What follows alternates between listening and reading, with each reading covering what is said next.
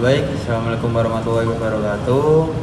Di sini saya akan mempresentasikan tentang cedera frozen shoulder. Sebelumnya perkenalkan, nama saya Fede Daga Prastia dengan NIM akhir 097. Apa sih frozen shoulder itu? Frozen shoulder merupakan kondisi gejala di bagian bahu atau shoulder yang ditandai dengan kekakuan dan nyeri. Lalu untuk anatomi dan fisiologi bahu terkait frozen shoulder. Sendi bahu memiliki kapsul pembungkus yang berfungsi untuk melindungi tulang ligamen dan tendon. Frozen shoulder terjadi ketika kapsul pelindung menebal karena beberapa hal. Lalu etiologi dan faktor risiko pada frozen shoulder. Belum diketahui apa yang menyebabkan frozen shoulder idiopatik. Namun, ada beberapa faktor yang dapat menyebabkan kapsul pelindung bahu menjadi kaku dan mengeras, menebal, dan meradang disertai timbulnya perlengketan antara kapsul bahu dengan tendon-tendon otot yang berada di sendi bahu. Beberapa faktor yang dapat membuat seseorang lebih berisiko untuk menderita frozen shoulder adalah yang pertama, yaitu usia di atas 40 tahun. Lalu yang kedua, imobilisasi, yaitu terlalu lama tidak menggerakkan sendi bahu. Yang ketiga, riwayat diabetes mellitus. Lalu yang keempat, penyakit tiroid atau autoimun. Lalu yang terakhir, trauma atau cedera pada sendi bahu. Tahapan frozen shoulder. Proses biologis dan perubahan jaringan yang terjadi pada sendi bahu yang menyebabkan kekakuan. Frozen shoulder umumnya melalui 3 tahap. Yang pertama itu tahap nyeri atau freezing stage. Tahap ini berlangsung selama 2 hingga 9 bulan.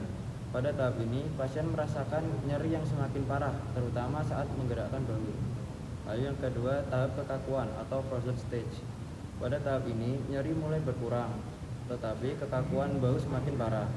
Tahap ini dapat berlangsung antara 4 hingga 12 bulan. Lalu yang ketiga, tahap pemulihan atau thawing stage. Tahap ini adalah fase pemulihan, di mana rentang gerak bahu perlahan kembali normal. Nyeri berkurang dan kekakuan mulai membaik. Tahap ini bisa berlangsung dari 6 bulan hingga 2 tahun. Lalu lanjut ke evaluasi dan diagnosis frozen shoulder. Gejala yang biasanya dialami pasien serta metode diagnosis termasuk pemeriksaan fisik dan pencitraan. Yang pertama, anamnesis. Dokter akan menggali riwayat kesehatan pasien.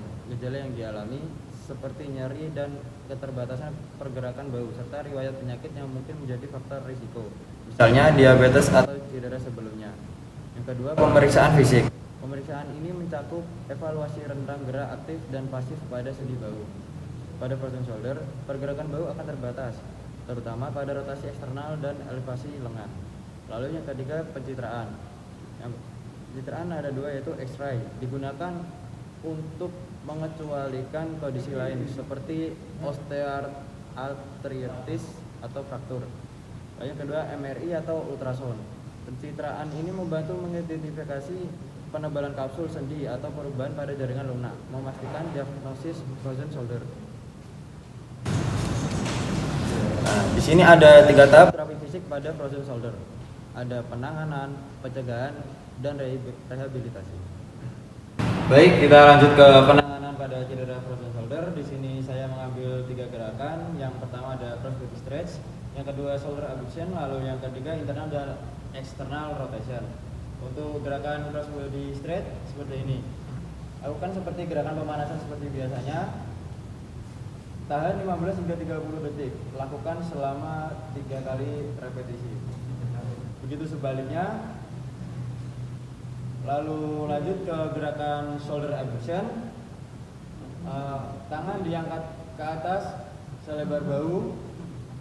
Tahan 15 hingga 30 detik. Lakukan selama 3 kali repetisi. Lalu lanjutkan seperti yang sebelah kanan, yang kiri pun seperti ini. Lalu lanjut ke internal dan external rotation. Untuk gerakan external rotation, luruskan tangan selebar bahu. Lalu gerakan tangan ayunkan ke atas. Lalu untuk gerakan yang internal, ayunkan ke bawah. Lakukan selama 10 hingga 15 repetisi selama 3 set. Baik, lanjut ke pencegahan dan penguatan pada cedera frozen shoulder. Di sini saya mengambil 3 gerakan. Ada pendulum stretch, lalu arm circle, dan finger walk. Untuk pendulum stretch sendiri, gerakannya seperti ini. tangan yang terkena cedera usahakan lemas. Lalu yang tangan tidak terkena cedera tahan di kursi. Saya menggunakan peraga dengan menggunakan kursi. Lalu tangan usahakan lemas. Lakukan putaran seperti ini selama kurang lebih 30 detik. Lakukan selama 3 set. Begitu pula sebaliknya. Jika bagian sini terkena cedera. Lalu lanjut ke arm circle. Arm circle sendiri gerakannya seperti kita melakukan gerakan pemanasan seperti biasanya. Ketika tangan kanan ini terkena cedera, tangan usahakan nempel ke bahu. Tahan 15 hingga 30 detik. Lakukan selama 3 set. Begitu pula yang sebaliknya. Tahan 15 hingga 30 detik, lakukan selama 3 set. Lalu lanjut ke finger walk. Finger walk ini gerakannya seperti ini. Jika bagian shoulder yang terkena sebelah sini, lakukan seperti ini. Lalu tangan tempelkan ke tembok atau ke cermin. Saya di sini menggunakan cermin. Tahan seperti ini. Lalu naik ke atas. Jadi naik ke atas. Pasti bagian bahu akan terasa karena melakukan gerakan yang sudah dilakukan pada orang juga. Baik, lanjut ke rehabilitasi pemasangan kinesiotape. Di sini saya menggunakan 2 kinesiotape dengan panjang kurang lebih 20 cm. Pastikan ujung-ujung kinesiotape terpotong ya. Itu juga yang satunya.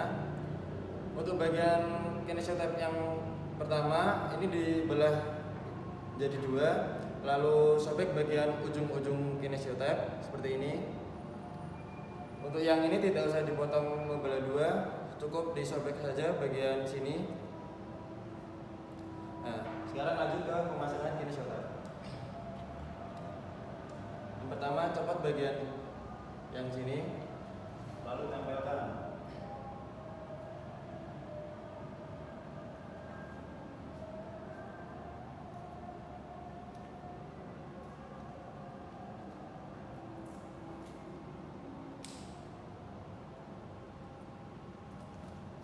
Tarik sebesar 50%.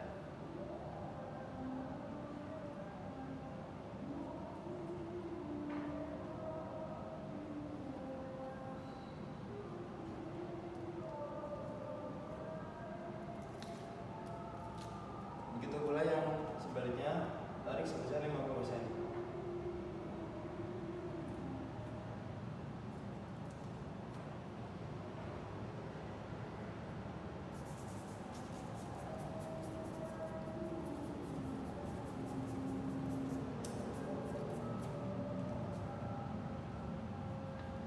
Lalu pemasangan kinesiotape yang kedua.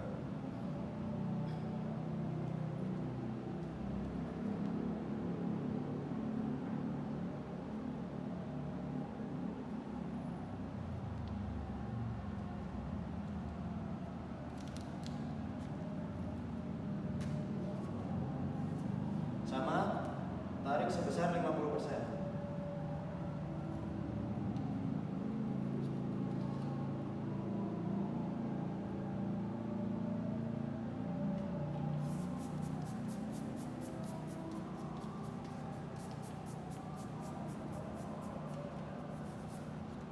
Sudah selesai.